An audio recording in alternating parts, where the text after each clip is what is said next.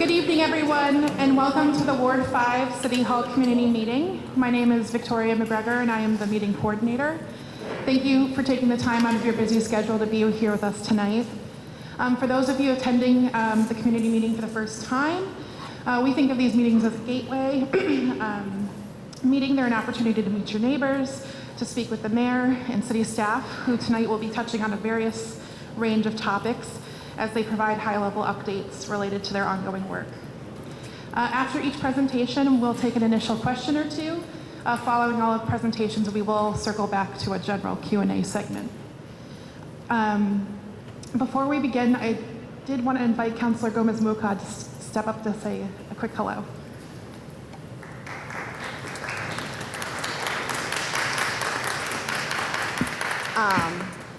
I also, some of my colleagues are here. Councilor Burley at large is here. School committee member Laura Petone, I saw you. All right. And I don't see if I missed any other electeds are here. I want to thank you for coming. I want to remind you, I'm not running for office again, so remember there is an election November 7th. Remember to vote, it's very important. We do have an impact on your lives. We sit on land use committees, we look at budgets, we approve them or reject them, so please do remember that. I want to also thank you for giving me the opportunity to represent you these past almost 2 years. It's really been an honor, and the best part of it is I have gotten to know my community better, and I want to remind you that these events, it's a City Hall community meeting. This is an opportunity not for you to just sit here and listen, but to get to know your neighbors. So I ask that you take a moment, and if you don't know the person next to you, introduce yourself, say what you like about living in the city, what you don't like. It's the more we act as a community, the stronger we are. I was just telling folks, I'm from Puerto Rico. Unfortunately, Hurricane Maria hit us. But you know what kept us, kept the community strong is that we had a strong sense of community and we helped each other out. We also did incredibly well in COVID for that same reason. So as we hit these difficult moments, it's important that we get to know each other. Pick someone you would never talk to, say where you live. So I really encourage you to do that tonight. It's not just about us talking, and I've talked enough. I don't think you want to hear politicians talk more than 2 minutes, so I'm going to stop. Thank you. Thank you, Councilor. A reminder that if we don't get to your question tonight, or if you're someone who prefers email to give your question or feedback, we do have a special email address for these meetings. It's cm@somervillema.gov. We encourage you to utilize that if you have any other thoughts or questions following the meeting. With that, before we dive into main presentations, I do have a series of quick city updates. As the councilor mentioned, we are approaching election season. The table on the left includes several key dates for the upcoming season, including deadlines to apply to register to vote by mail, early voting dates, and the city election, which is on Tuesday, November 7th. Blue ballot boxes have been placed around the city and are checked regularly. We encourage you to use these boxes for election items. For the 2023-2024 school year, Somerville Recreation is offering a variety of program and activity options at various locations throughout the year. Teams can access these programs through the General Teen Center membership, as well as the Powder House Teen Center membership. Both are free. And then a reminder that the teen room at the Somerville Public Library Central Branch is also open with regular programming. These next two slides feature current career training opportunities from Somerville Center for Adult Learning Experiences, also known as SCALE. Topics include patient experience in healthcare, information technology, basic accounting, and college readiness. These are all free career training opportunities through a city grant for Somerville residents. And we encourage you to follow the QR codes if you're interested in any of these programs. The Somerville Council on Aging has launched a senior community survey to identify resident needs to guide improvements to the programs and services provided. You can take the survey online, over the phone, or download and submit a paper copy in person. This survey is open until Friday, November 3rd. We are approaching the winter months, so our Public Works Department has provided a breakdown of snow removal responsibilities. A reminder that property owners are responsible for snow removal on sidewalks and curb ramps adjacent to their property.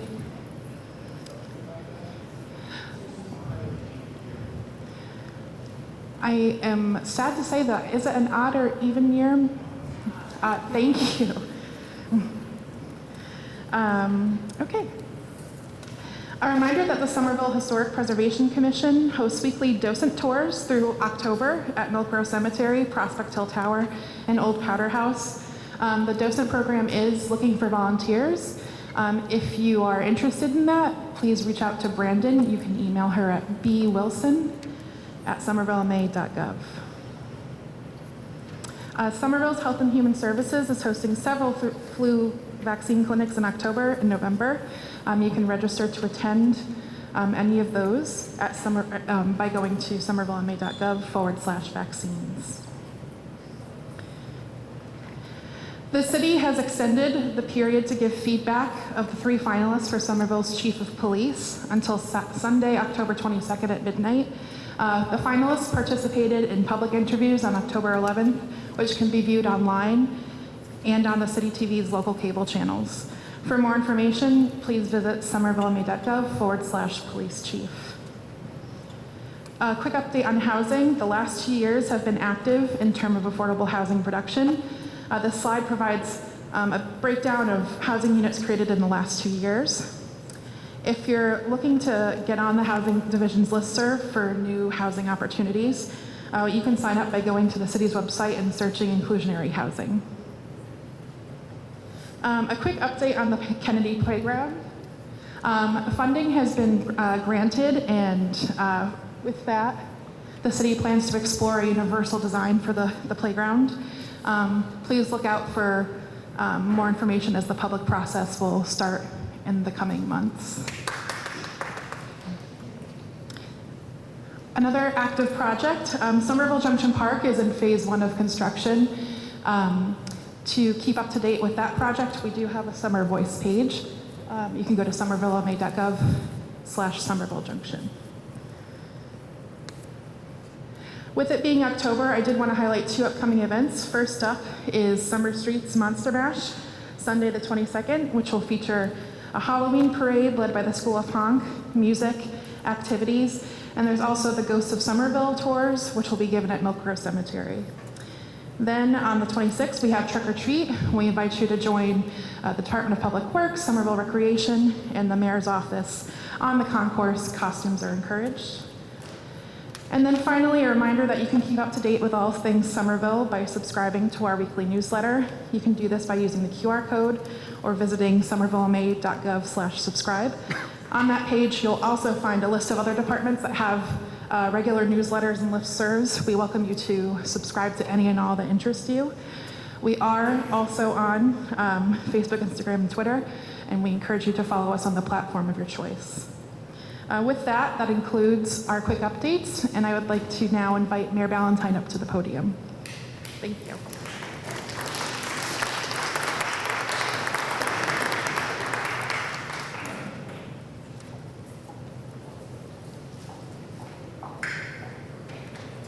Good evening, everyone. It's so nice to see you. Thank you for being here. I think it would be nice if we all got a sense of who's in the room, so I'm going to ask some open-ended questions. If this is your first meeting, please raise your hand. Wow, wonderful. Thank you so much for coming. If you've lived in Somerville less than a year, raise your hand. Okay. If you've lived in Somerville less than 2 years, raise your hand. Okay. Less than 5. Less than 10. Less than 15. 20. Less than 25. Less than 30. More than 30. Woo! Your entire life, if you've lived in Somerville, raise your hand. Wonderful. Woo. Okay. If you're a parent, raise your hand. If you're a parent of a child in the Somerville Public Schools, raise your hand. Okay, but you're a parent. Okay. If you are a pet owner, raise your hand. If you have walked the new the community path extension. Okay. If you've ridden your bike on it. Okay. Do you have a question? Anybody? For something you'd like to know about someone who's of all of us in the room? Okay. Now, thank you for sharing a little bit about yourselves. Now we'd like to introduce ourselves to you. So I'm going to ask city staff to stand, and some of the staff members who are here this evening will not be presenting, but they represent departments that you might have an interest in or a question to ask the department head. So feel free throughout the meeting to go over and introduce yourself and ask your questions. So why don't we start in the back, and we'll sort of make a circle around. So Colin. Hi, And everyone. you're going to have to yell. Hi everyone, my name is Colin Ziegler, Environmental Health Manager for the city, ISD RATS.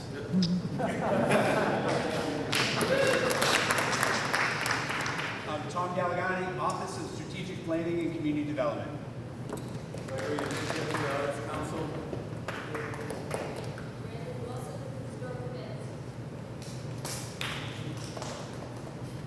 Carlos Sanchez, Somerville Public Library. Brian Postlewaite, Director of the Division of Engineering. Jonathan Gotham, Somerville Police.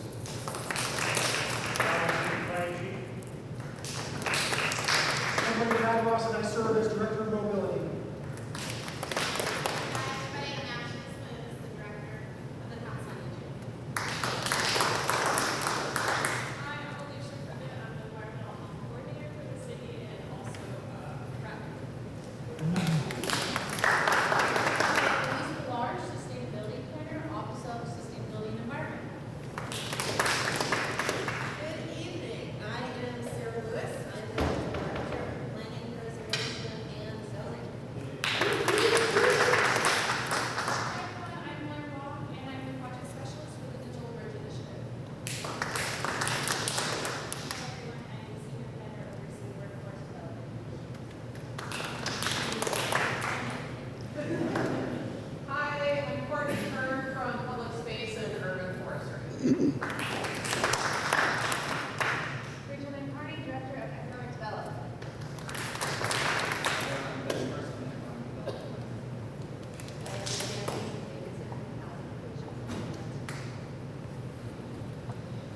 Evening, everyone. Vic, Electoral Public Information Officer, Construction in the Department of Communications.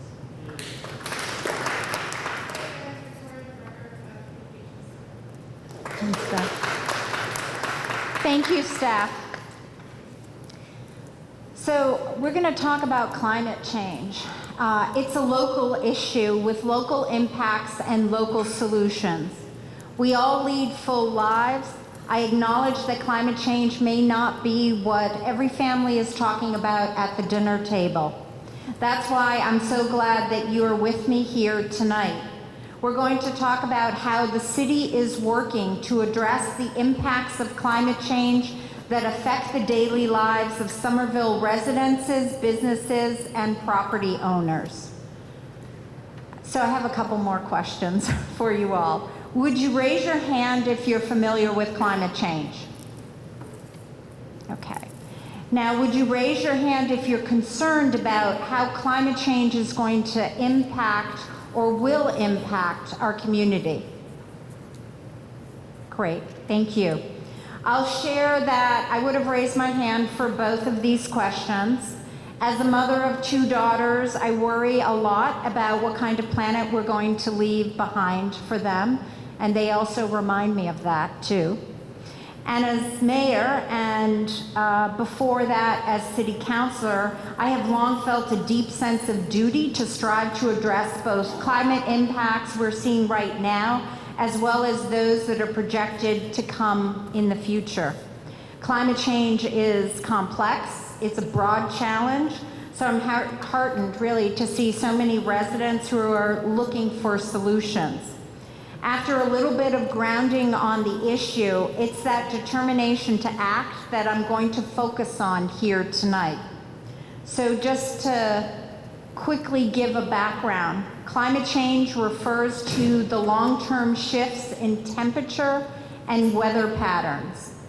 Such shifts can be natural due to events like large volcanic eruptions, but since the 1800s, human activity has been the main driver of climate change, primarily to burning of fossil fuels like coal, oil, and gas. Burning fossil fuels generates greenhouse gas emissions. Those gases collect in the atmosphere and act like a blanket that wraps around our Earth, and it traps the sun's heat and raises the temperature.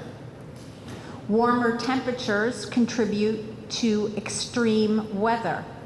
And the important thing to know is that we can still limit the impacts of climate change now if we act. We are already seeing climate impacts around the world and here at home. Flooded crops even right here in Massachusetts, as well as wildfire smokes, intensified storms, and extreme heat have been filling the headlines in the last 6 months. One example of what local impact could mean for us is we learned in our 2022 hazard mitigation study project that if Somerville were to receive a direct hit on a Category 2 hurricane, we could see more than $125 million in damages and lost productivity. We could see more than 500 households displaced. Far from the headlines, we are also seeing the impacts to the work of the city. With the increased frequency of storms, our water and sewer department has had to significantly ramp up hours dedicated to preventing and addressing flooding. They have had to be sure that before every forecasted storm, that we clear more than 3,600 catch basins across the city to keep water drainage working. They've also had to increase overtime to handle flood calls during and after storms. Our inspectional services department is now responding to more basement floods, including basement level apartments, more mold issues, leading to air quality issues, more freezing pipes that can do thousands of dollars worth of damage, increased rodent activity, exacerbated by warmer winters, and the monitoring of additional stresses on our building materials for temperature swings. Over in our Department of Public Works, after decades, we've had to change the dress code to address extreme heat and cold for our outdoor crews. They now wear shorts when it's safe to do so, are supplied with quality clothing for winters, wicking shirts and cooling towels in the summer, and when needed, we altered the timing of work assignments. They are now monitoring for and addressing more extreme weather-induced failures like cracked windows, flooding, and storm-damaged trees. Likewise, our communications and outreach staff have had to increase their messaging on preparedness and warnings for a range of issues triggered by extreme heat, cold storms, and more. As an administration, we've been monitoring these impacts and dedicating funding and staffing where needed to meet these demands. We've created new positions for rodent control, inspectional services, the Department of Public Works, and emergency communication as a direct result. Again, this is just a sampling. There are impacts across operations citywide. In short, we're not sitting back and waiting for climate impacts to surprise us.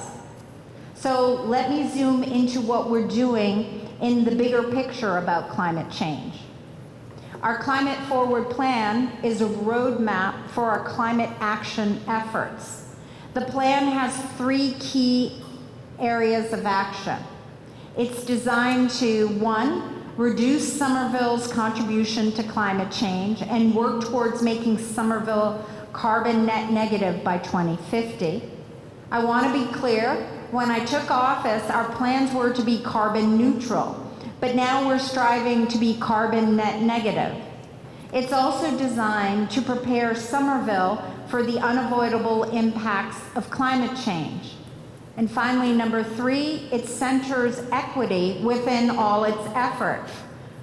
What that means is that we are always striving to fairly distribute opportunities created by climate action, such as new jobs, energy saving programs, and educational outreach.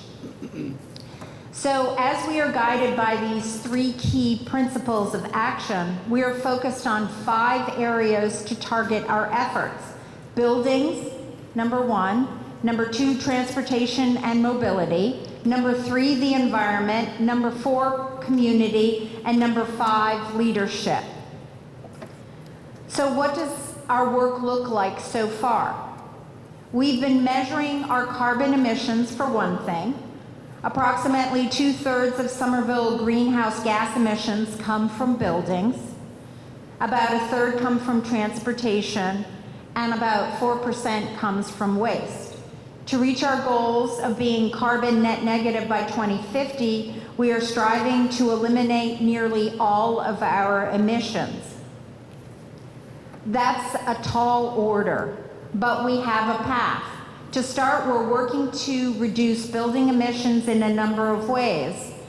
In our own city buildings, we have steadily been reducing energy use and shifting to renewable energy sources.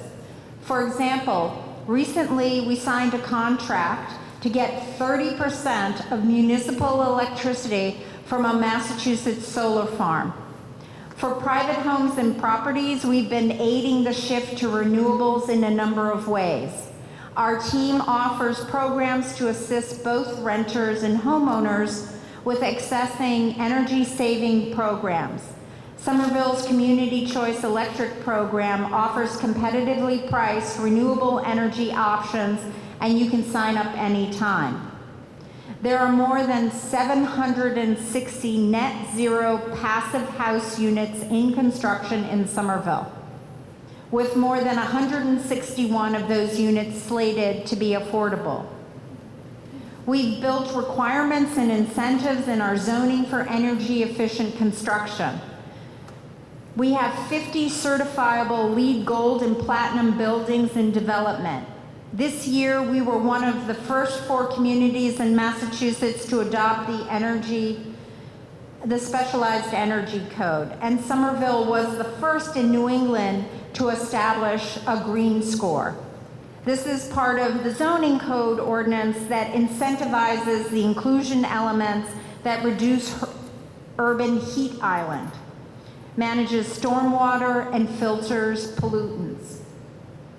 The city is also working hard to make it easy for our community to choose low carbon ways to travel. The idea isn't to tell people what to do, but rather to make the green choice the easy choice. Our efforts have focused on installing priority bus lanes to make buses travel faster and more reliable, extending the Green Line, expanding our bicycle network, making pedestrian safety improvements, whether that's streetscape redesign, better crosswalk striping, or establishing safe routes to schools. Pursuing Vision Zero, which is an effort to prevent all serious injuries and deaths on our roadways. And we're also studying how to best expand electric vehicle charging station networks. As we work to prepare ourselves for climate impacts, addressing our environment and our infrastructure is also key. We are tackling multiple water and sewer projects to reduce flooding, planting trees, removing sick trees. We're expanding green space to help keep our neighborhoods cooler and provide permeable surfaces to absorb rainwater and reduce flooding. As we see climate impacts on our smallest creatures and plants, we're also working to preserve and develop local habitats and plant native species to support biodiversity. That includes creating pollinator gardens for insects, including butterflies and bees, like the one at Conway Park shown here. We've established a Pollinator Action Plan Advisory Committee to guide these efforts. We are also integrating green infrastructure into our streetscapes and parks.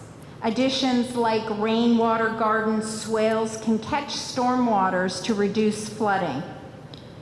Waste also contributes to greenhouse gases by producing methane as it decays in landfill. Last year, the city completed the community's first zero waste plan and set a goal to reduce waste by 90% by 2050. And finally, the Mystic River presents coastal flooding risks for us, and I'll share more about that in a moment. The citywide flooding risks, we have numerous aggressive efforts underway to reduce these impacts, and they're focused on 3 areas. They are targeted projects to improve drainage in specific areas or neighborhoods, such as the work that's being done on Cedar Street, the community path, underneath the Washington Street Bridge. New drainage projects include the new Mystic Outfall to reduce flooding in Ward 4. The Morrison Ave tank will reduce flooding in Davis Square and on Morrison Avenue. We're also undertaking major multi-million-dollar sewer system upgrades.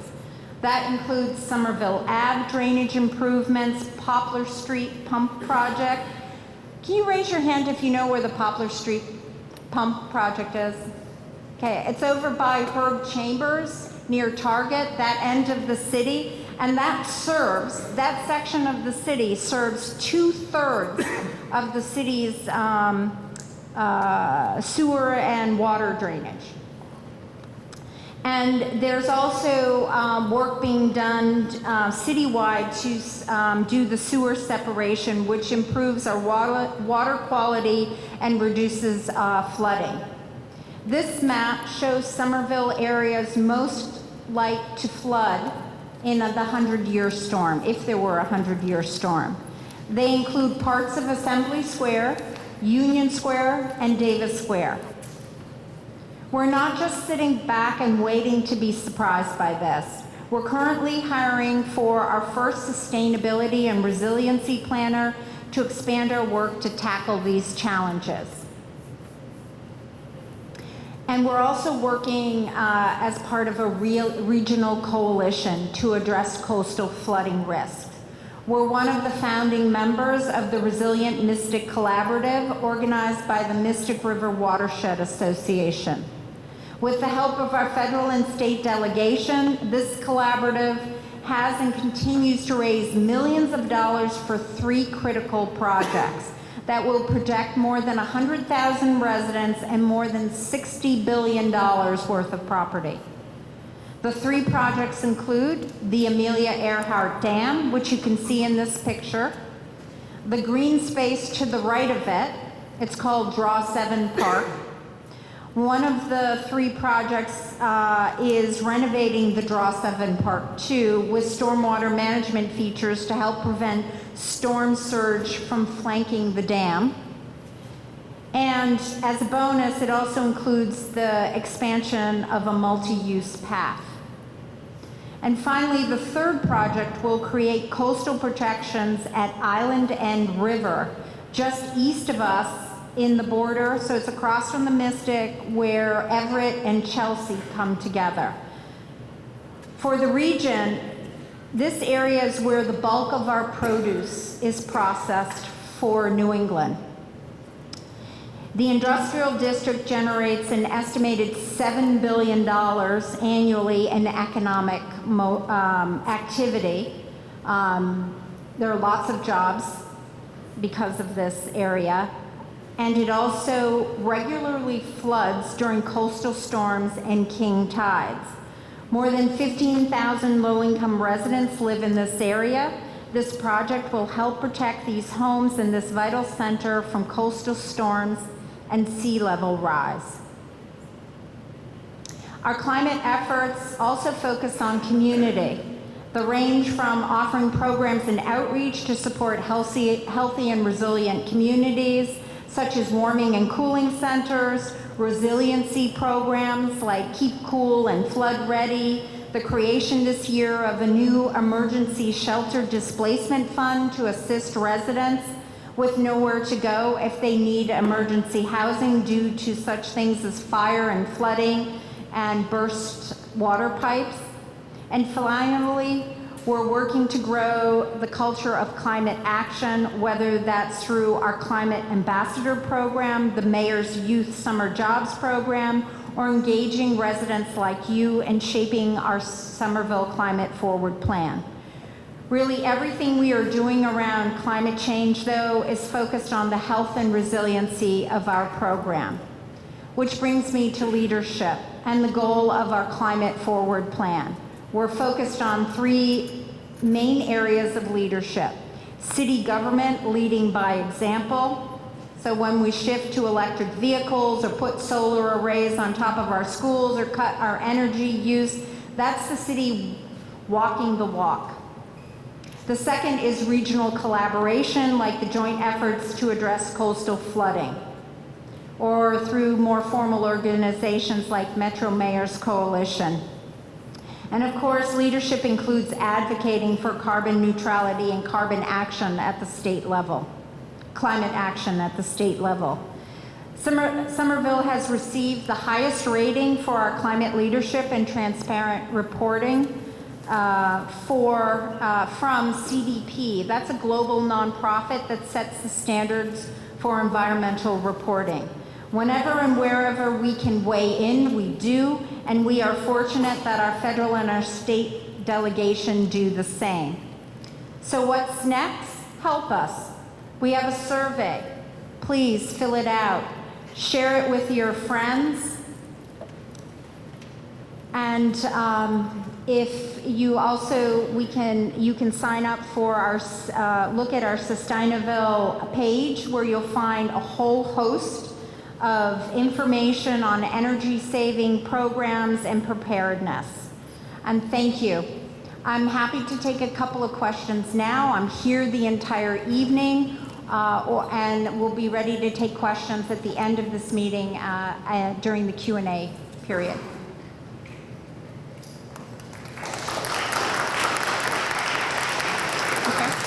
Any initial questions for Mayor Valentine? Great, thank you.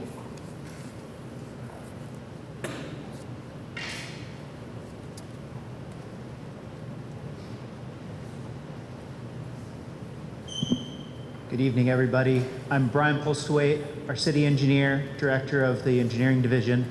I wanted to, I'm really happy. I've had the honor of following Mayor on all of these meetings so far, and we get to talk about one of our more favorite topics, which is flooding in the city and our storm sewer and combined sewer systems.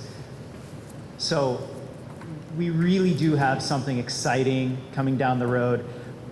The focus on resolving and minimizing flooding in the city is a very serious one for our department. We regularly get your calls when basements or streets flood or driveways or backyards, and we are constantly working with developers, but also with our own staff to come up with new projects that are going to help minimize flooding in the future.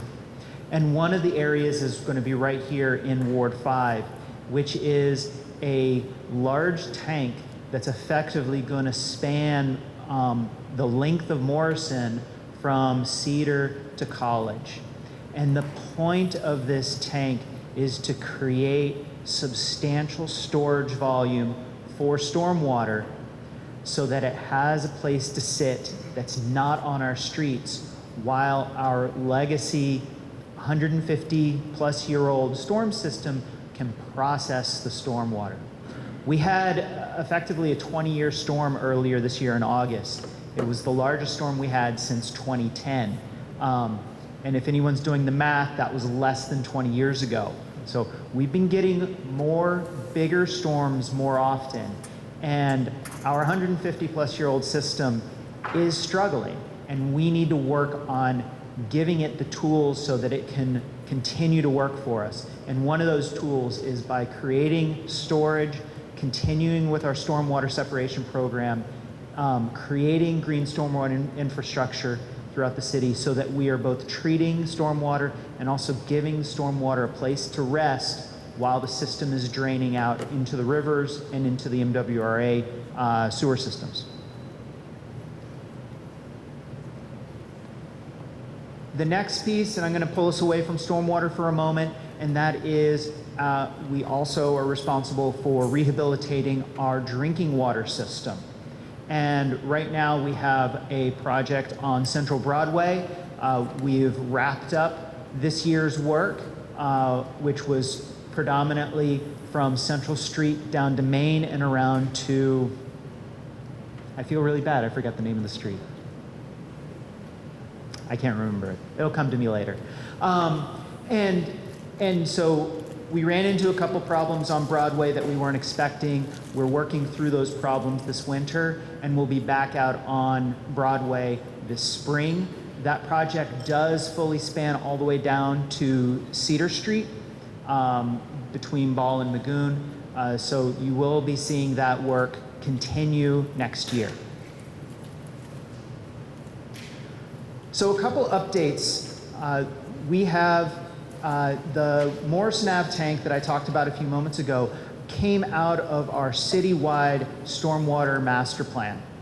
We are following on that master plan with a combined sewer overflow master plan.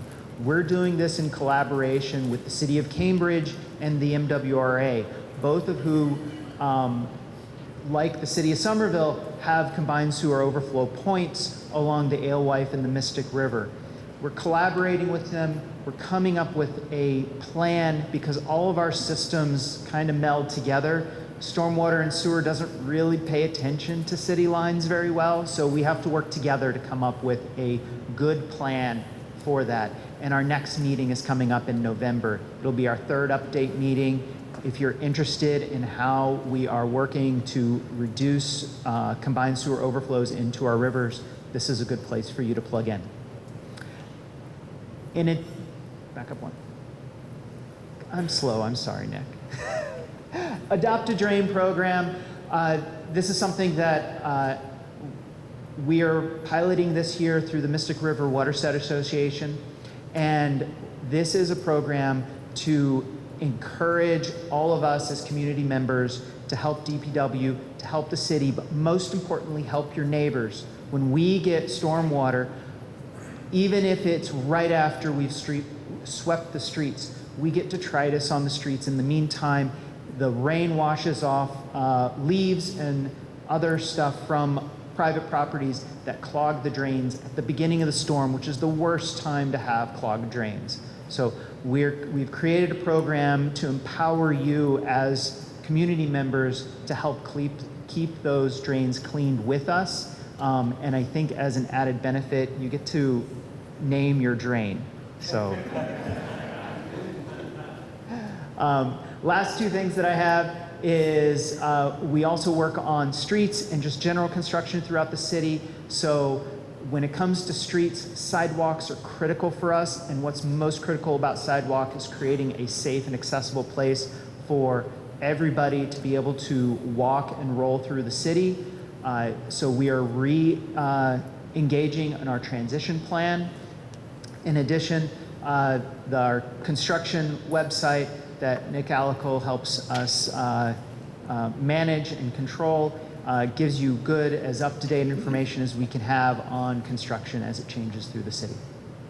I believe that is all I have for this evening. I'm happy to take a couple questions. I will also be here through the end of the evening, so if you don't get time now, I'll be here to answer questions later.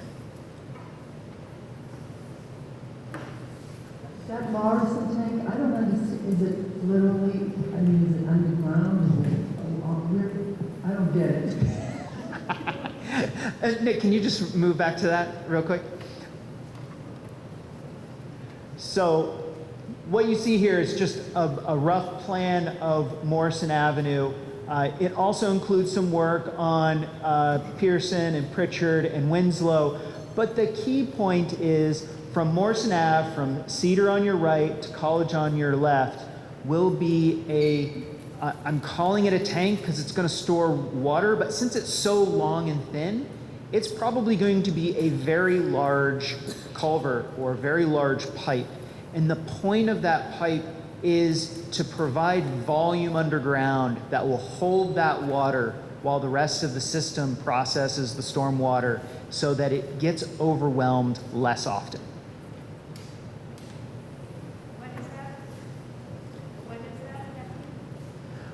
When is that happening? It'll take us about a year or two to design the system, and then it'll take about 2 to 3 years to construct it. So it should be done in 4 to 5 years. So that gives you a kind of sense of where we're looking at for time frame.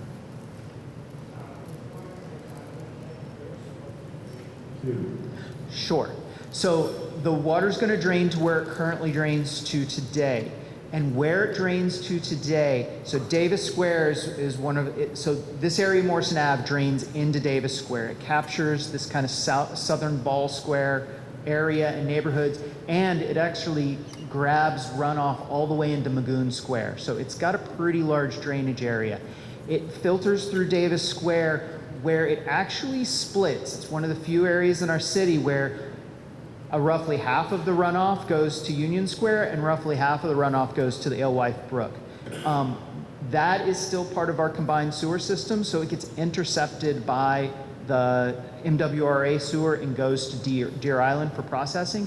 But when we have large rainstorms, that's the flow that goes into the combined sewer overflow and overflows into Alewife Brook. So this is a pretty critical piece of infrastructure. Not only will it help reduce flooding in the greater Davis Square area, but it will also minimize the likelihood of combined sewer overflows into both the Alewife and the Mystic Rivers. Hi, Brian. Switching to EDA and the sidewalks, can you talk, I live on one of the small side streets, Glenwood Road, and how are the tree folks working with the sidewalk folks? Because, you know, just like water doesn't follow directions, trees kind of go where they want to go too. So just wondering how that's playing out. Sure. I'm not going to pretend that's easy because it's a really hard challenge, but we've been working really collaboratively with both our colleagues in PSUF, Public Space and Urban Forestry, and also our colleagues in the DPW, our city arborists and tree wardens to come up with strategies to accommodate trees as well as pedestrian and wheeled traffic. One of the key things that we've been doing, and you'll see it on Medford Street as well as a couple of other more recently paved sidewalk streets, where instead of putting asphalt or concrete between the tree and the back of sidewalk, we're putting this rubber material. And what that does, it does two key things. One, it's porous, so it allows the runoff to go through it, which keeps the tree well wetted, and it means the roots don't feel like they have to jump up to find water wherever they can find it. We're giving it more opportunities. The second thing is it's a lot more flexible than concrete. So when they do heave, they don't bust the concrete creating a lip. They'll mound up more. So that's one of the strategies that we've been working on to minimize that concern. Yeah. Thank you.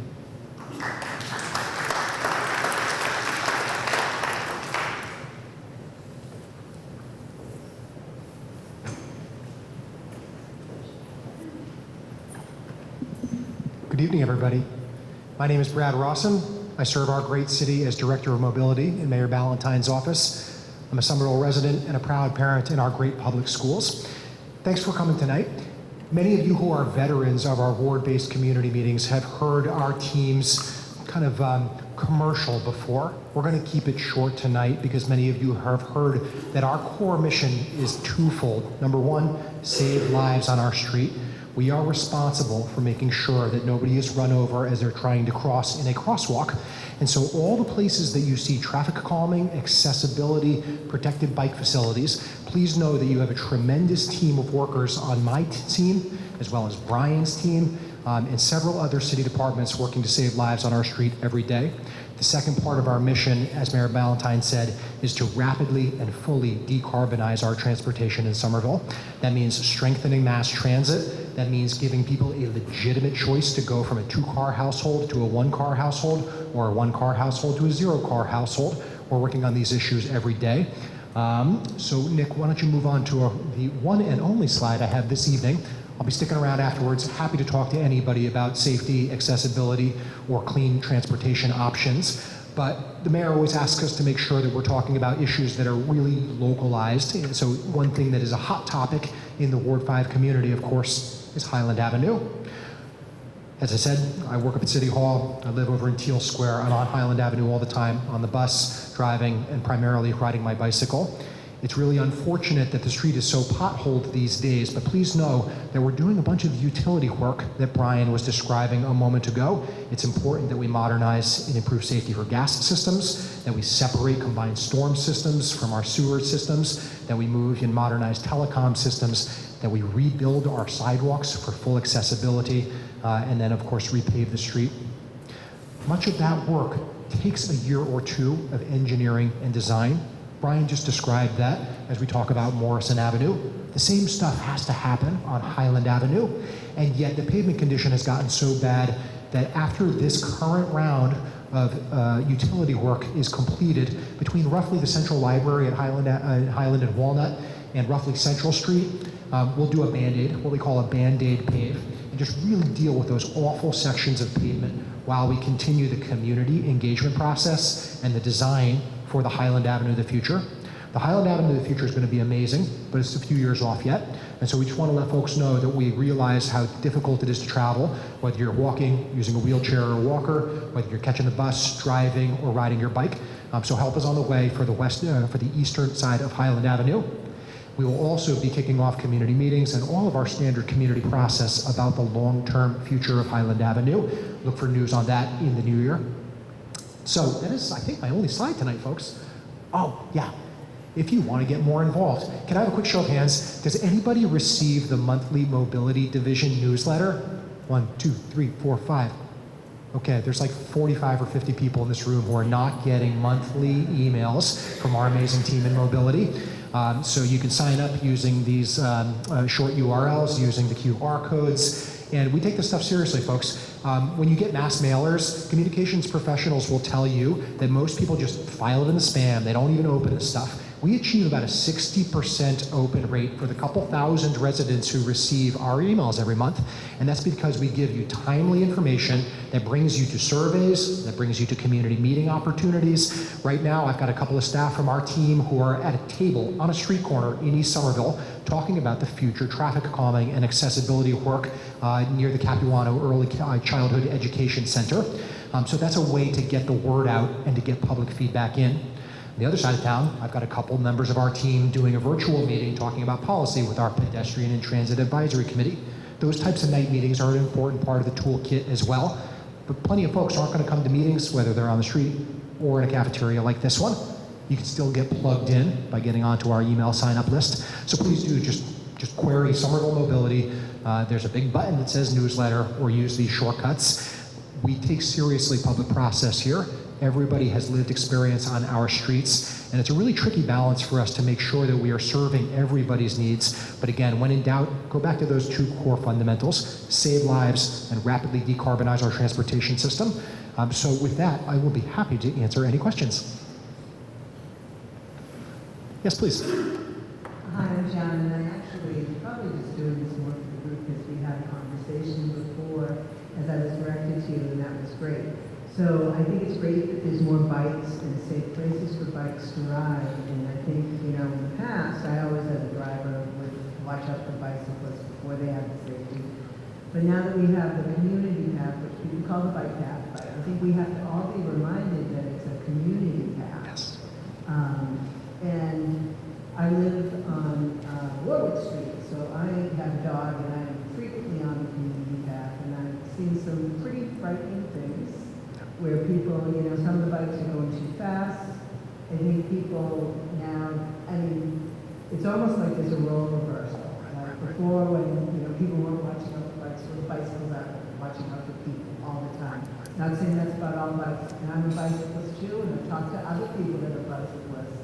One today, some of the motorized bikes went flying by, and she's like, we were talking about it, she goes, I ride this, I'm a bicyclist, I said, so am I for bikes, but it's kind of a free-for-all out there, and I think there's some simple things. I think as we talk, there's some longer-term, more involved things, but like something simple like on your right, on your left. I talked to one cyclist and he's like, oh, well, they're over far enough, but you don't know. That person could turn, that child could turn. Dogs are on leashes, but, the dog can step over. I know someone recently was yelled at because they didn't have their dog tied enough to their side. So, I've almost gotten hit. I've got some ideas of from accidents or almost accidents. And I think we just have to remember, I think if we just all keep this a community path, that's what we need to focus on. And how do we work together to make it a place for everybody? Right. Awesome. Thank you, John. I appreciate speaking with you earlier, and you raised really good points that we have heard from many, many folks in the community, and we feel this way ourselves. As I mentioned to you earlier, cities and towns around America are struggling with these issues, particularly since the e-bike revolution, the scooter revolution. So there's no easy fix here, and education matters, dialogue matters, empathy matters. When Massachusetts passed a law that legalized electric bicycles a couple of years ago, the legislature actually included a 20-mile-per-hour speed limit. So if somebody's ripping around at 25 or 28, which some of these vehicles can do, first of all, it's not safe. Second of all, it's illegal. The city is going to be working on education programs. We actually have a whole series of things that we do every year, including getting into our public schools. Every fifth grader in the Somerville Public Schools gets a formalized bike education every year, which is super cool. But you're describing a challenge that can't wait 5 or 10 years for societal changes. So the city will be working on this. We're aware of this. And in the meantime, we do ask folks, particularly if you're riding on bikes or scooters or anything else, to just be extra cautious, right? Because it's about the slowest moving user. It's that dog walker, it's that family with a kid on the Strider bike who might take a quick swerve, and next thing you know, yeah, exactly, Jonna. So yes, thank you for bringing that up, and stay tuned for additional education and outreach efforts from the city. Please. I promise not to be a spring, but it's my only other question tonight. So first of all, thank you very much. I am subscribed and I appreciate the information. It is valuable. I highly recommend subscribing and actually reading it. So thank you. Again, my name is Deb Zides. I live on Glenwood Road. I'm specifically asking this question in front of you and the mayor because I need your eyes-on leadership on this one. With the changes, all the amazing stuff that's going on, it's forcing traffic towards our little area, the one-ways, and so we're seeing a lot more on Glenwood Road South, which is basically Vernon to Medford Street, and that not only do they zip up, and we just, namaste, we can get through that, but when we get to the top of the hill, it's very steep, and we have a hard time looking left when the East Mountain is flying through, and now it's not just cars, it's cyclists, and it's our scooters, it's people with dogs and everything. And I have a ticket in. It's actually been an ongoing issue since 2020. I think it's now 2 councilors who have tried to bring it to attention. But there's a no parking from here to corner, and there's a company there. I won't call it out, but individuals keep going in. I'm just running in for 15 minutes. But what can happen in 30 seconds? I mean, first responders, you know what I'm talking about. So could you please get eyes on this request that we have in the system to, even if we just have to put those ugly orange barrels there, stop the illegal parking, and maybe keep an eye out on that driveway that is actually locked down, because now it's like 2 spots, and we don't have enough reaction time and it is very scary when you're pulling up and a cyclist comes by. I have enough PTSD as a military veteran. I don't need to hit someone and have that problem on my conscience. So you just, I have a folder, which I know you guys love, but I'll catch you afterwards if that's okay. Awesome, Deb. Thank you. Duly noted. Appreciate you bringing that up. That is also part of my commute. I know that corner quite well, and I know how tricky some of those offset intersections with the hill and with the buildings close to things. Our team will be looking at it. There may be a short-term strategy of enhanced enforcement while we think about changing the built environment to get better sightlines. So thank you for bringing that up.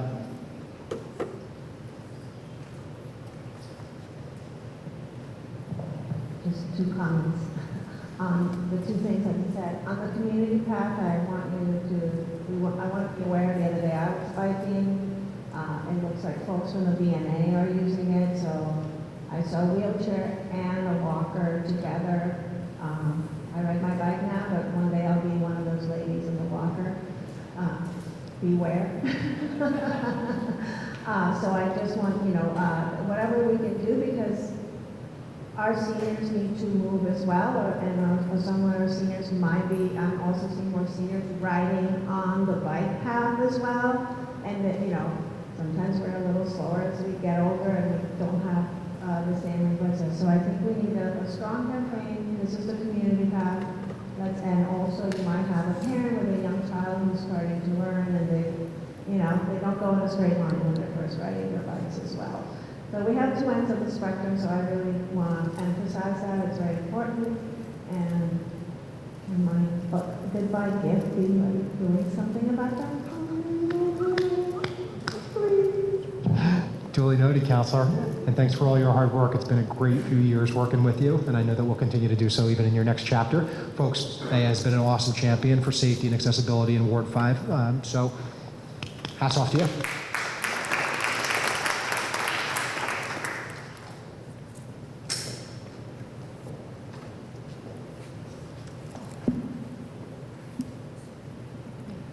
Good evening, everyone. My name is Rachel Nadkarni. I'm the Director of Economic Development. Our division does many different things. My colleague Jen is here. She is our lead on workforce development. So if you know someone looking for a job, whether they're out of high school or late in their career, we have all kinds of programs that we are supporting on that. We also do tons to support our business community around the city. What we're here to talk about tonight, though, is something that's very local to Ward 5. That's the Armory. We are working on a master plan for this building.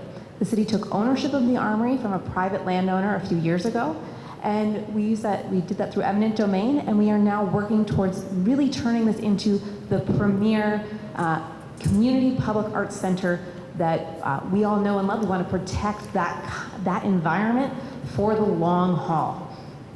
So what have we been doing since we took the Armory? There's been a lot of conversation happening, mostly in smaller groups. Sorry, if you could go back. We've been researching different art center models. There are models of art centers all over the country that we are looking towards to understand what makes them work from a governance perspective, from a physicality perspective, what kind of facilities do they offer. We've been listening to community needs. We've been meeting with artists from a variety of genres, dancers, musicians, painters and sculptors. What kinds of facilities are missing in our community that they could really utilize? We've been trying to understand what a broad goal set might be to meet those needs. And then we've been developing municipal protocols. The city, this is the first time we're really taking ownership of an arts facility in this way. We want to really understand what are our capacities, what are the challenges of governance that we need to figure out to make this building work, again, for that 30, 40, 50-year timeline. Where are we now? So we've done a series of community conversations. Again, there were a lot of small focus groups. We had a couple of a little bit larger community meetings over the summer. But one of the things we heard in those is we need to take a beat and really focus on the issues of the building today. We have a lot of great tenants in there doing really fantastic work. If you haven't met the folks from New England Strings, Arts at the Armory, Dead Moon Audio, there's fantastic work that's happening in the building today. And so we need to figure out better ways to support those artists in the moment. We also know that we are not done with the community conversation. the future of the Armory is really a community-wide decision. And we need to have the next round of community conversations about where we go from here. What is this going to look like in that 30, 40, 50-year timeline, and what are the governance structures that we need to get there? Sorry, go back once more. I think I missed the last one. And so I want to just highlight, we are working on that next series of community meetings. We're pulling it together. Look for more information coming soon, but probably starting this winter, you'll see a lot more of us for those discussions. I did want to highlight some of the newer programming that's in the space. I have my colleagues here from Economic Development as well as the Arts Council. Greg is here. Greg and his team have taken over some of the spaces that have been vacated by non-arts tenants, and they have put them to arts uses. So if you are an artist and you are looking for space for a rehearsal, we have space available through the Arts Council's operations at the Armory now as well. So the second floor, there's a space called the BIPOC Art Gallery. There's artist space, there's gallery space as well as rehearsal space there for folks who identify as part of the BIPOC community. And then on the third floor, there's a special space for dance and movement. And I will take a couple of questions, and I know I speak very fast, so apologies, and please ask me to go back into anything you'd like.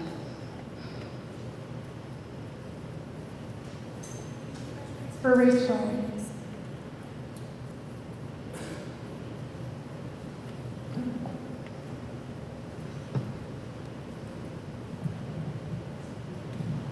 Simple question. I didn't see anything up there about the Winter's Farmers Market. What is the plan for continuing of that? The Winter Farmers Market is going to continue. That is, right now, the Winter Farmers Market is a collaboration with Arts at the Armory. That is still planned to continue as has been for the last several years. The game plan is to figure out how we can make sure that it stays in that collaboration for the long haul.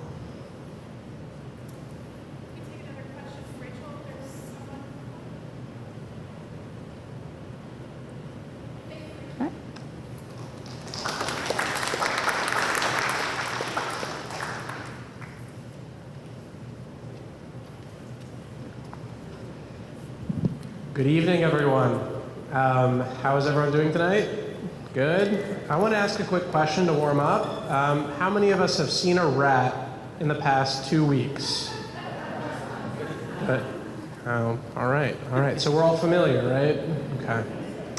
My name is Colin Ziegler. I'm the environmental health manager for the city, also known as the Rat Czar. We also have Alicia Privet, the Rat Czar in training. Please welcome her. We're very excited to have her aboard, assisting us with this very complex problem. But I want to make it quick tonight, give some quick updates, and then we can dive into some questions. So, I want to provide a little update on the SMART pilot program. We conducted phase 2 in 2023. For those of you who don't know, our SMART boxes are capture and data collection systems. They help the city get a much better idea on rodent activity in different environments, as well as taking them off our street. Last year we had over 1,100 captures. This year we had about half, which I'm slightly disappointed in, but there is a bright light here. We've tied a lot of those reductions that we've seen to the education that we've done with business owners and community members on reducing food, water, and shelter access. For example, we had a box in Davis Square that had 103 captures last year. That's one box.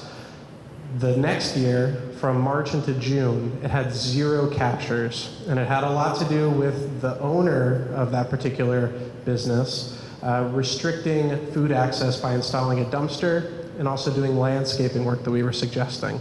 So we're very impressed by the effectiveness of the boxes in notifying us when activity is increasing, when it's decreasing, and areas that we need to step up enforcement and education. So we're looking forward to phase 3 and bringing some more boxes here to Ward 5. So, thank you. Yeah. Smart boxes, awesome.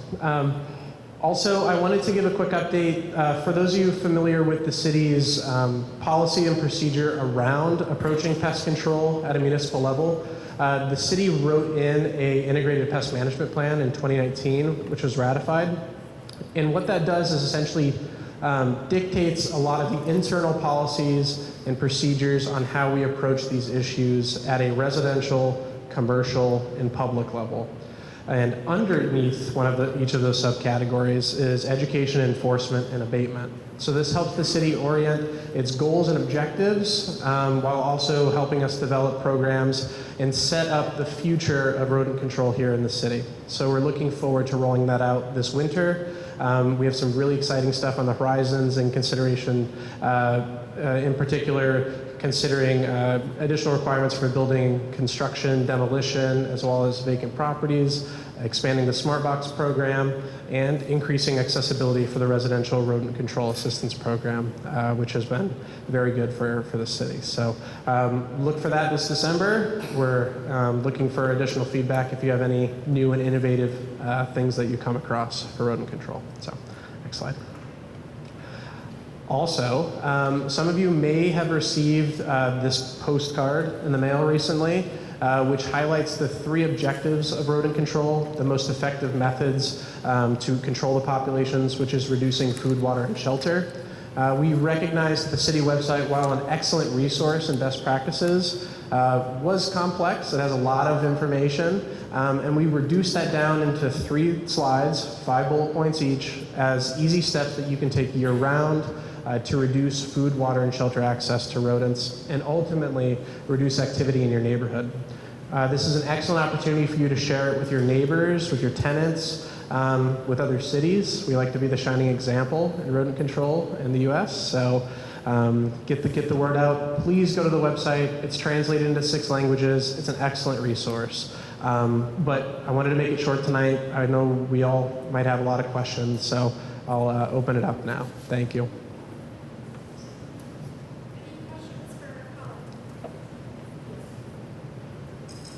Excellent.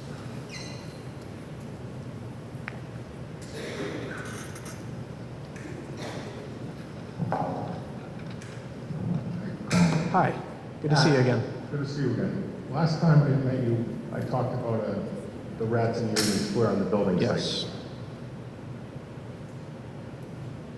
Did you get down there and look at that situation? Oh yeah, I've been down to the Union Square work sites, yes. And what did you see? A lot of burrows. And what was the solution? The solution was to get in contact with those particular project managers and inform them of the situation. So there are additional steps that we're considering. We're in those discussions now for major building projects and ensuring that there's additional rodent control requirements for them. But it's a long process. We have to go into the consideration of the ability to enforce and what we're enforcing and what we're requiring. So we're working on it. I know it's frustrating.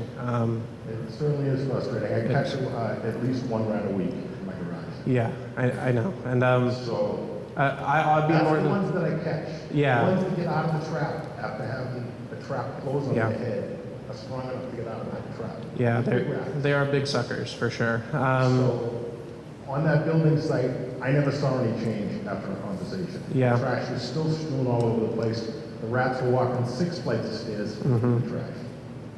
Yeah. So I didn't really see anything change. Yeah, and that's the difficult part about this is that we're making those recommendations. It's getting people to follow through and change behavior. That's the hard part. I'm more than happy to go back down there again, inform our inspectors, and if they issue violations for anything they observe, we're happy to do that.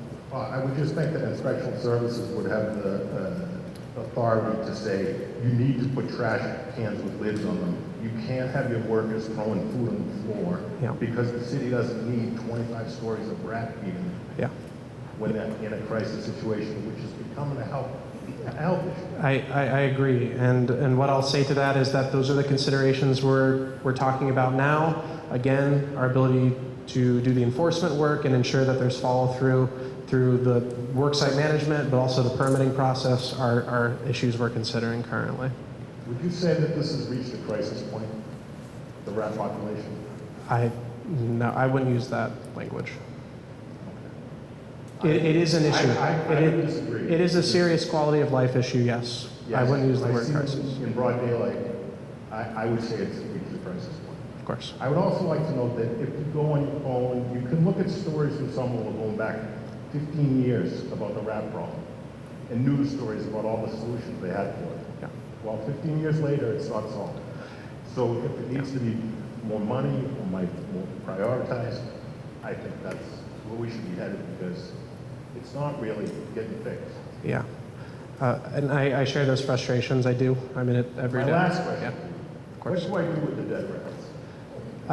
If they're on your own property, you have to dispose of them yourself. But if they're on public property, call 311. DPW will be out there with their rat bucket, and they'll pick it up for you and take it away for a disposal. So I can leave it out on the sidewalk, call the city, they'll come pick it up. if it's on public property, they'll pick it up. Sidewalks are public property. Yeah. Got it.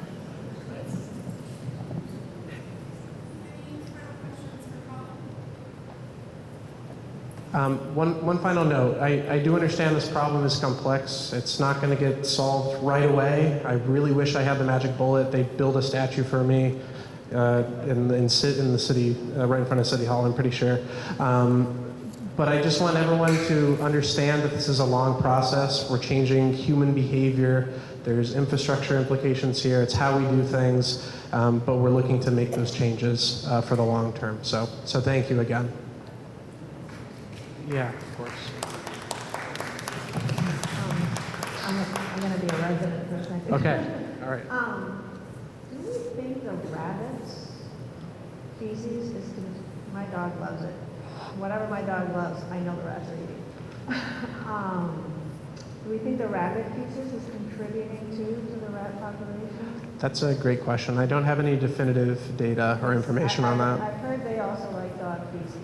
Yes, that is true. Yes, I'm not sure about rabbit, but I do know some folks tell me if they see rabbits, they don't see rats, and vice versa. So, interesting situation. But thank you. Oh, hello.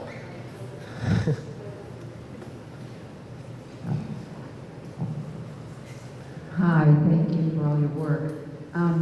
Do we know if any towns around here have had any more success than we have? I mean, I know that everybody has rat problems, but is anything better than something else, or we just keep doing the same thing and getting the same problem? That's a great question. The answer is no. Somerville is actually leading the way in many of the methods that we're utilizing in terms of education and enforcement, as well as abatement measures. Lots of cities call me every single day, ask what we're doing. They don't have a plan, the problem's getting out of hand, and they will be dealing with it much longer than we will be, because we will continue to tackle the issue over time. And we have the infrastructure and policies and procedures to approach it in the best way. So we're doing well. Yeah. Colin, I brought this up a couple of weeks ago at a different meeting. Yeah, good to see you again. I think the suggestion needs to be, followed through by the city. Could DPW please be part of these presentations on all the citations that they need to be doing on absentee landlords where their renters are putting trash in bags, which are exacerbating this whole rat problem, because the homeowners and renters can only do so much, but with absentee landlords, this is ridiculous. We live in the same neighborhood, and rats are crossing the street, and they're going to Union Square, Davis Square, everywhere. Yeah, that's a great point. If you notice any rodent-causing activity, please call 311. Those reports can get filed to our inspectors, and we'll be out there to issue tickets as soon as possible. Yes, also clarification, ISD tickets, not DPW.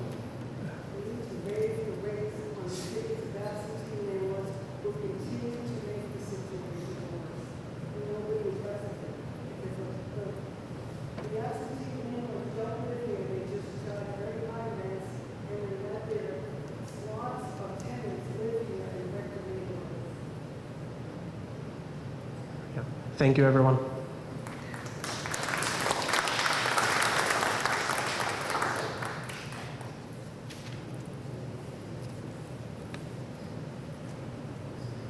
Good evening, everyone.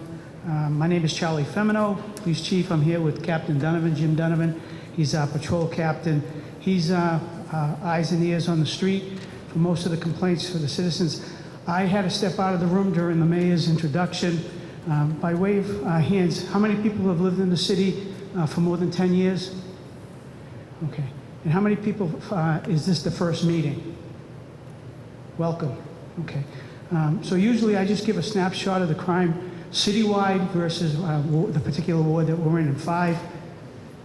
And as you can see on the slides, we've had an increase of citywide of about 8%, over the last year. Most of that increase, both now and in the spring, and really for the last year or so, has been property-driven, property-type crimes, decreases in robbery and larceny citywide. In Ward 5 particularly, there's only been an increase of 9%. And what I'd like to tell you that is, when you look at stats, percentages, it's kind of deceiving because you don't know really what does that mean. So in reality, the 8% is equated to about 100 incidents citywide, an increase of about 100 incidents citywide. And in Ward 5, that equates to about 9 incidents for the last year, an increase of 9 incidents here. And as you can see, you've had decreases in motor vehicle theft. And I think it was in the spring we talked about an increase in motor vehicle theft in this area. And one of the things that we've switched to is incident-driven policing. And so I'll talk a little bit about that more and why it impacts the crime, hopefully that's why it's been a decrease. What do we do about crime?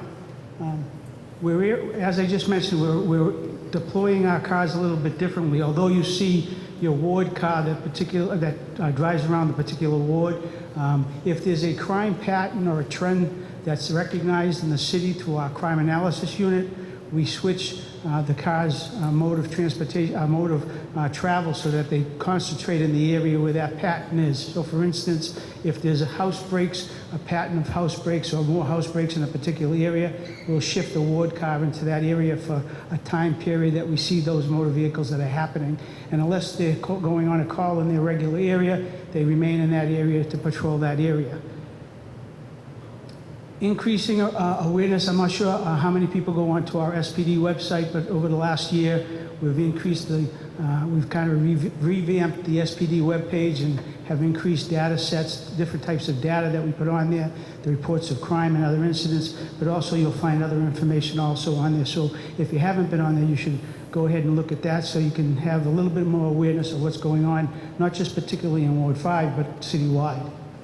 When we talk about crime stats, just to go back to the Ward 5 area, just by way of comparison, if you look at different areas of the city, we have ups and downs. Ward 7, for instance, West Somerville saw an increase of almost 27% in their crime over the past year, and Ward 6 had about a 19% increase. So Ward 5 is doing very well at this time in the year. When we talk about prioritizing suspect identification, that means that we put a focus on the more serious crime and trying to put our investigative resources into play. 2 examples for that is that I'm sure you remember during the spring we had an incident up on Temple Street where we had a number of gunshots that were fired up and down Temple Street and Broadway. I'm happy to say that we've made 1 arrest in that investigation, and we've identified the 3 remaining persons that were involved in that incident, and they're pending charges. Those people are pending charges. So, when we talk about prioritizing, it doesn't take an hour. It takes literally sometimes hundreds of hours for investigative efforts to, whether it be local resources, state resources, federal resources, but in combination, we work together. We were able to identify, locate, and apprehend at least 1 of these individuals, and the 3 other individuals are pending charges. Another you may be aware of is in West Somerville. We had put out on social media house breaks, a number of house breaks. A particular person was involved. We have identified that person. We haven't apprehended him yet, but we do know who he is, and we're actively seeking out his location for an arrest purposes. And engaging in our youth. This past summer, we brought back a program that we used to have pre-COVID, the Youth Academy for Kids, and we had 22 kids between the ages of 10 and 14 graduate our week-long summer academy. And what they do during that academy session is that they show up on day 1, they don't know each other, and by the 5th day they are friends and they've learned to be a team, and they go through classroom, role-play, de-escalation type skills, CPR. We had a field trip for them. They went to a Red Sox game. They took a tour of the police station. I met with them for a little bit, and they had a lot of fun, basically. And at the end of the week, they had a graduation where they all marched in and were a team. In addition to the Youth Academy, just as a side note, we've also engaged with the youth in several basketball games down in the Mystics development. And so the police officers have, we did that twice during the summer months and engaged with them.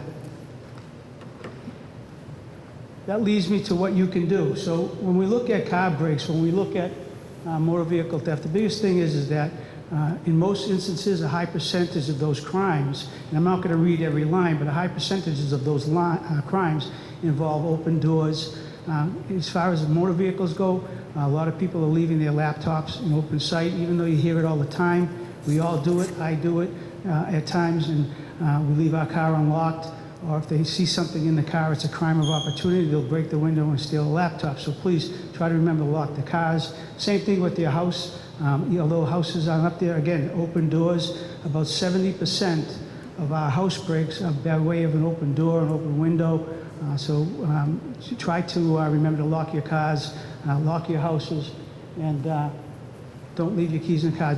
Cold winter months are coming into play, and what you see is an uptick in cars that are being stolen from parking lots like Dunkin' Donuts, where they go in to get a cup of coffee, leave your car running, and inevitably someone walks by, takes the car, and we find it at the other end of the city. We added traffic enforcement this time around because a lot of people over the last several sessions asked questions about motor vehicle traffic enforcement. So this year we had a grant, it's called the Municipal Road Safety Grant. That's a grant that allows us to go out at different times of the year, and it's broken up into segments of different subjects. And you can see on the board there, those are the areas of enforcement. All in all, we've updated those figures. There are about 1,400 to 1,500 motor vehicle citations issued, about 341 for bicycle violations. Now, when we talk about violations, out of that 340, one incidents for bicycles, 340 of them were warnings. And same thing with the 1,340, it says up there it's about 1,450 of it, the updated figures, but about 1,250 of those citations were warnings. Why is that? I've said it before, I'm not sure if for those of you who are first-timers, the whole purpose of our traffic enforcement, whether it be with pedestrians, cyclists, or motor vehicles, is to educate the public to slow down, to try to change dangerous driving behavior. It's not meant to be a punitive in nature. So we try to do a balancing of what we enforce, whether it be traffic for motor vehicles, bicycles, and now with that community path opening, we find that a lot of bikes are going, using that path. And as you know, throughout the city, we have safer bike lanes, so that's helping a lot too. This is a list of resources for the categories that you see up there. And I would urge that if you have someone, whether it be yourself or someone that you know is involved with a situation that would need additional resources, we have handouts. And I noticed that there's somebody here who asked for a blown-up version of that. And I've had that for the last 2 meetings, and I took my briefcase today and left it in my office coming here, and so I don't have your blown-up version, but I will get that to you. Here is some contact information if you want to contact the PD by phone, non-emergency telephone number. There's a website page there, an anonymous tip number up there also. Next slide. So with that, I'm going to ask if you have a couple of questions, I'll take them now, and I'll be here after the meeting, and myself and Captain Donovan can answer your questions. But if anyone has a question at this point, I can take it now or wait until after the meeting. I believe I'm the last speaker, I think.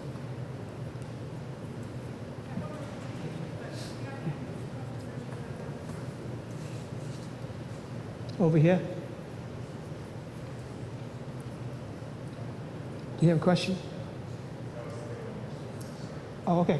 Oh, we have one more speaker. I wasn't trying to exclude you. Okay. Thank you.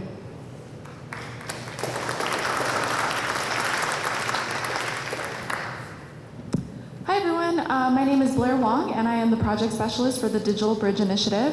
On our team, we also have Luis Quispe, who is the strategic planning and equity manager.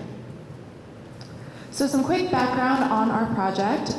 In 2019, the city convened the Internet Access Task Force, who then released a set of recommendations on how to expand internet access in Somerville. Unfortunately, as we all know, in 2020, there was the COVID-19 pandemic, and as a result, the city had to shift their focus elsewhere. As a result of the pandemic as well, though, we also saw the disparate impact of having to move online and the disparate impact of the digital divide on disadvantaged communities. And so with that in mind, and knowing what we know now, can you go back one slide, sorry? Knowing what we know now, in 2022, we decided to revisit the recommendations from the report and also create the Digital Bridge Initiative to address the digital divide. And so what is the digital divide? The digital divide is the gap between people who have access to the internet and people who don't, and then also it is the gap between people who know how to use the internet and people who do not. People who experience the digital divide do not have the same opportunities in life. And it disproportionately impacts people of color, low-income households, people with disabilities, and older adults. And so our goal at the Digital Bridge Initiative is to work towards digital equity.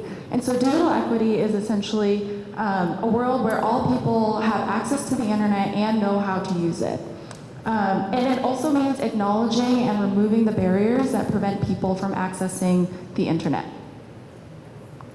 And so digital inclusion is the work that it'll take to get there. And so digital inclusion is really important because, as you can see, it touches upon so many different aspects of our lives, such as housing, healthcare, food access, education, and work. And so to summarize the three different components, the digital divide is the issue, the digital equity is our goal, and digital inclusion is the work that it'll take to get there.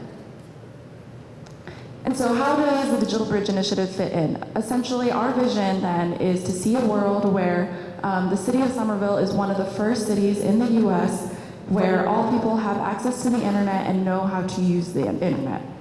We want to be a city that has invested in helping Somerville's most disadvantaged communities get online so that they can achieve their dreams, move up in life, and stay healthy, and so that we can also see a community where everyone is happier and healthier and stronger.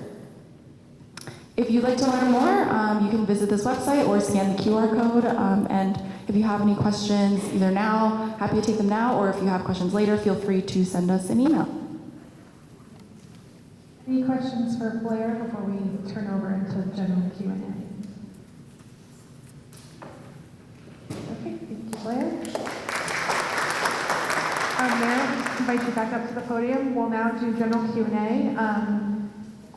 You can ask any question you'd like. We'll try and get an answer for you with staff here. If not, we will take your information to make sure we get those answers for you.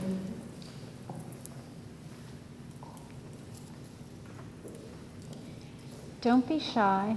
Come on up. Good evening. My name is Leandro, and I live near Cedar Street. This should be a very quick yes or no question. I was wondering if Somerville has a board of director member with DT, because the city of Boston recently got one, and I think since we have a full branch of the Green Line, we deserve one and have a voice heard. Thank you for your advocacy. Yeah. No. This is the longer answer. Leandro, thank you for the question. So as it sounds like you know this, Mass DOT and MBTA have recently done some reform efforts to try to increase transparency and participation in the way they manage themselves, particularly the T. And Mayor Ballantyne is constantly working with our state delegation. So we're talking about Senator Pat Jalen, Representative Christine Barber, Representative Mike Connolly, Representative Erica Eiderhoven, who represents much of this neighborhood. So she's constantly on the horn with those state delegation members, passing the laws that expanded those boards. It resulted in 2 new seats for the first time for municipal representatives on the MBTA Board of Directors. One was assigned to the city of Boston, and one was intended for kind of the outer suburbs. So although I think in our perfect world, we might think that Somerville should be on that board, we're not.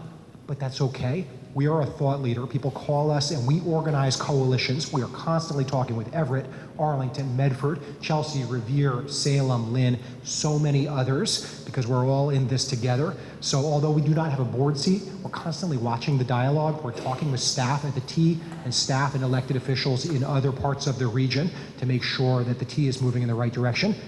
This is a tough moment for public transit in Massachusetts. It reminds me of where Washington, D.C. was 5 years ago. Right now, Washington, D.C. has the greatest ridership rebound in all of America. But 5 years ago, people were dying on their tracks. Their trains were catching on fire. Better days are ahead, even though it doesn't feel like it right now. So stick with us, and if you want to get more plugged in with advocacy, please see me after.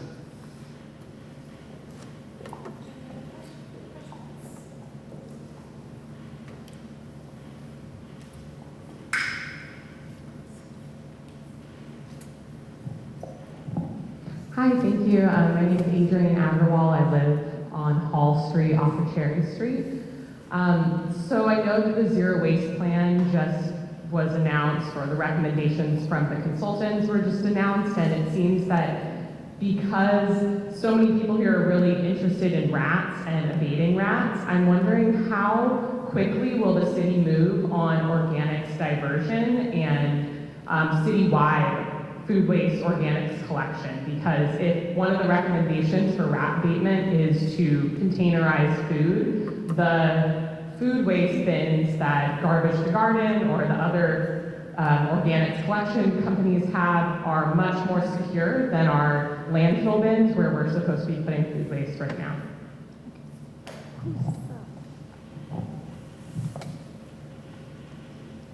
So I'm fortunate that I have a lot of subject matter experts with me this evening. Hi, so my name is Elise. I work in the sustainability department, and I oversaw the creation of the zero waste plan, so I'm glad someone's asking about it. Composting is one of the major recommendations of that plan, and so it's something that now that we have published that plan, which you can find online on Sustainable's Summer Vision page if you're interested. We've posted it on our Facebook and our Instagram as well, if it's easier for you to find it there. It's a conversation that the city is starting to have in many departments. I've talked with Colin about it several times. We've talked with other departments, and it's definitely something that we're looking to move forward on soon. I just wanted to quickly add, composting and composting correctly is the most effective way to divert waste away from your bins that might be getting torn up by rats. Elevated composters don't do ground compost. Keep smelly things, meats, eggs, oils, greases out of your compost piles. Try to contain them in some way and then dispose of them as late as you can for trash pickup. That will help a lot with reducing the amount of activity around our residential barrels. Looking forward to seeing what Elisa's team does with the compost as well. So thank you. Good question.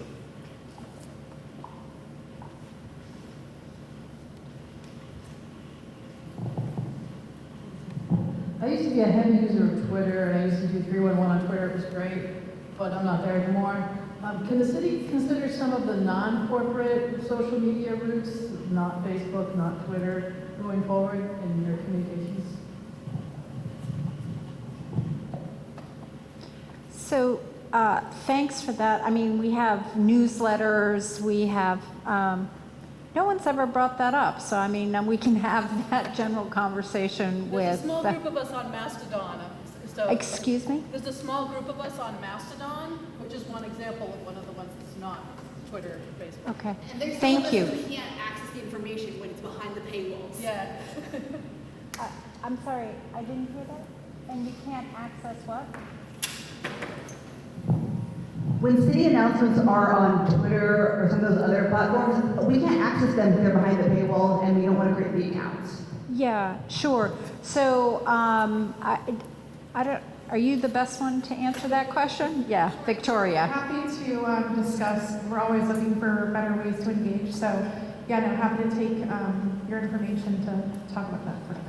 So if, email, and also we do the calls before these meetings. So if you're not signed up to get our phone calls, please do. So it's another way that is not, social media or one of the corporate entities you were talking about. Thank you, though, for bringing that up.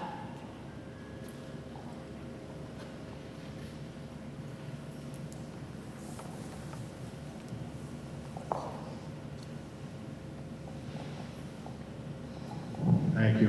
Hi, Madam Mayor. Hello. The last time we spoke, we talked about the citywide survey of street ends as far as the fire apparatus being able to get by the cars parked at the end. Do you recall that? Are we talking about the daylighting? They were able to make the Do you have turns? anyone that can update on Brad, could you? that? We talked about the cars that are parking at the end of the street. Right. Aren't given enough room for fire apparatus. You said that there was a survey out, they were gonna look at each one, at each street end, and decide whether signs had to be put to Yeah. move the parking. So Warwick Street is where I live. Yep. And I wondered what the progress on that was. So we have made progress in the daylighting, so if you could just talk about that. Yes, and I'm afraid we'll have to follow up on Warwick specifically. The chief's crews are constantly driving around. They feed information to us, and if there are turning radius challenges, then we go out. We work with our parking department to restrict parking. But I don't have an update for you right now on Warwick, but I'll put that on my list and we'll follow up right away. This was a year ago, and the conversation was that there was an ongoing survey of the street, and that would be decided by now. I would assume by now that it would have been decided. Yeah, we've done a ton of stuff citywide, but again, I just don't have the latest and greatest on Warwick, so let me just check that one specifically. I didn't. So we have started to stripe the corners. So there's a Massachusetts general law that, do you want to continue on that? So there's a Massachusetts general law that you are not allowed to park within 20 feet of a corner. That exists out there.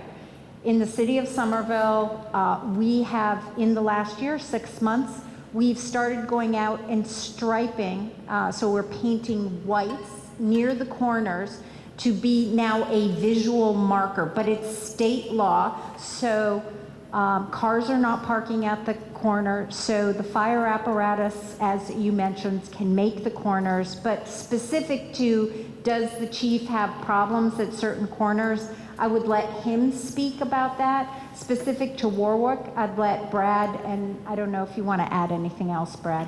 No, that's it, Mayor. Okay. The initial conversation was, in the city, certain streets have signs that say, you can't park from here back to the corner. Right. And that was to allow the fire apparatus through. And What- emergency vehicles. That's what I understood from our last conversation, and I'll continue. And I asked, on Warwick Street, they park right to the crosswalk and sometimes on top of it. I'm not convinced the fire apparatus can get around those parked cars. And if they can, it's gonna be a slow getting around. You said that they were doing a survey and that they were gonna look at each intersection and decide whether those signs would be appropriate at the points where the fire apparatus needed the room. Where cars parked right to the crosswalk would prevent that from happening. That was a year ago, and We've started doing that. I can't talk to specifically where Warwick Street is, but I think if many of you haven't seen already, we started painting the intersections so people are aware that they can't park up to the corner. They have to be 20 feet back. But the painting of the intersection and the sign that says no parking from here to corner are two different things. Totally got it. We'll be following up with our parking team tomorrow and try to get a better answer back to you.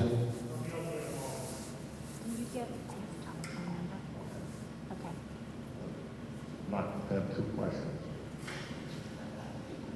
What does people walking dogs off leash in front fields? That's one thing. People running the stop sign on the bike path, that's another thing.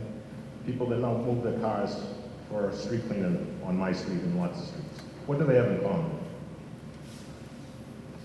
They're not following the rules. Correct. And when there's no enforcement, there is no following the rules.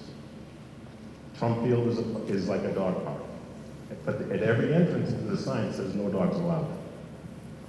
But it's like a dog park. There's dog walkers that are up there with like 6 dogs walking in the middle of Trump Field like that was their place. The bikes fly through the stop signs on the crossing Cedar Street and other places on the bike path. And people don't bother moving their cars because they're not even gonna get a ticket anymore for street cleaning. So where there's no enforcement, there's no compliance. That's just a point. We used to have compliance in the city with the laws that were out. It seems like we're becoming a lawless city. I see people running red lights all the time. A lot of times because they're trying to get to another crosswalk light that's gonna jam up the intersection. So they're not afraid to run red lights. They're not afraid to walk their dog in a park that says no dogs allowed. They're not afraid not to have their dog off leash. They're not afraid to park where they want, leave their car there as long as they want it. So the average citizen has to put up with all this lawlessness. Where there's no enforcement, there's no compliance. So is everyone in it for themselves? Everyone just making all the rules? It seems like that's what we're coming to. So, I don't know, Chief, if you want to, please. Thank you for the question. There's not going to be a simple answer. Obviously, our eyes can't be everywhere, but to note, the department in the last 5 years has issued over 35,000 citations in the city. I don't have a particular breakdown of each category, but I can provide that. But we are out there enforcing what we do see, and we also have directed patrols based on whether it be citizens' complaints, city council requests, high volume traffic. So, for instance, now that I know that you're talking about the bike path, for instance, and I've seen this myself. I can arrange to have a traffic unit in our offices spend a little bit of selective enforcement, what is called selective enforcement in those areas. But in addition to the police department, we also have the traffic and parking department who provide enforcement for instance, for the dogs in the park and some of the parking when the street cleaning is going on particular streets. Again, I don't have the stats for that department, but those are easily obtainable. But don't think that we're not out there. It's just a question of, we're responding to calls for service. There are a lot of requests that we're answering as far as directed patrols. I think on average, if you look at the last 2 or 3 budget cycles, you'll see that we list about 10,000 directed patrols in the course of the year. And so, we're out there. If someone's complaining about a particular issue, whether it be commercial or otherwise, we are trying to adhere to those or respond to those requests by putting what we call directed patrols in those areas. Motor vehicle, we do selective enforcement. And so it's not just about the municipal road safety grant that I had up on the board earlier. We also do daily enforcement at different areas around the city, whether it be by complaints or otherwise. So I will have our traffic department look at that particular intersection that you talked about. And just to mention, I think when we talked about moving the no parking signs from the intersection, at one point it used to be 10 feet. So it was through our efforts, the city's efforts, we ended up doubling that. So now that those intersections, you can't park 20 feet to the intersection, and that's why we're trying to stripe them, all with the purpose of trying to make more room for for emergency vehicles to make the turn. But in addition to that, to give more clearance, view for pedestrians crossing in the crosswalk. Thank you.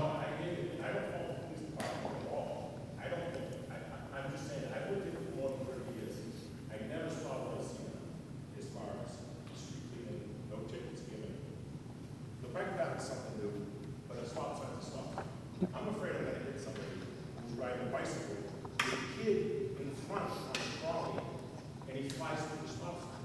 I'm just driving across my front of my car. It's not, I can't act instantaneously. It depends on the speed he's going. It's totally not even slow down at that stop sign. When your own kid's in front, he's the one getting hit by the truck. It just seems like it's not safe. And the fact that people run the red lights, yeah, they're trying to get to the next intersection because they know how long they're going to have to wait. This is an automatic mark signal there, no matter whether there's someone